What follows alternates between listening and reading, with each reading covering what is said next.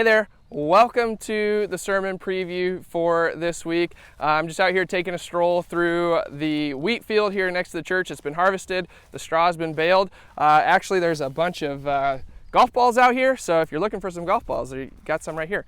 Really excited for this week, for this Sunday. We are going to be looking at our third week of our Jesus-Shaped Testament series, where we're looking back at the Old Testament and we're seeing, where do we find Jesus? Because we know, one thing that we need to know is that all of Scripture, Old Testament, New Testament, point to Jesus. They highlight Jesus, they point to Jesus, and they help us understand His purpose in coming, which helps us understand God more. And so we've talked about how Jesus, the Old Testament points to Jesus through prophecies or promises, through patterns or shadows, and through presence, where Jesus is present in the Old Testament. So we've looked at Jesus in creation, we've looked at Jesus in Joseph, and so this week we're going to look at Jesus and the Passover.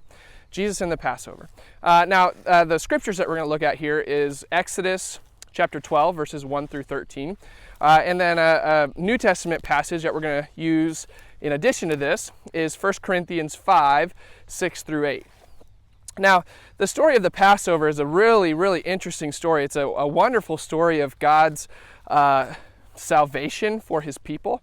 His people are in slavery in Egypt, and this is one of the ways that He brings about their freedom, about their exodus from Egypt through the work of Moses and Aaron, and so we'll talk about a lot more on Sunday what the Passover actually looked like, what was happening in there, what the elements were needed for that, the requirements, and then we'll compare that to Jesus, because there's some wonderful connections between the Passover and the Passover lamb, and the requirement needed there for the Passover to be saved, and what Jesus does for us as the lamb on the cross.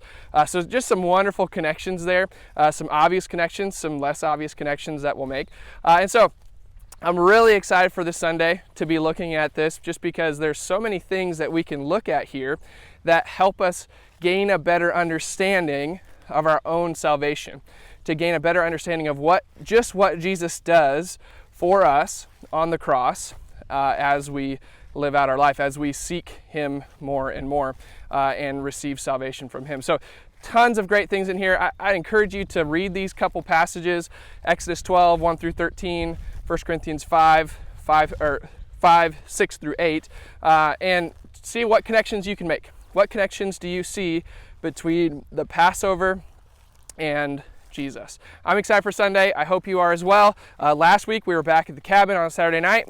This week we're back Sunday morning, 9:15 in the sanctuary. It's going to be great. See you there. Take care.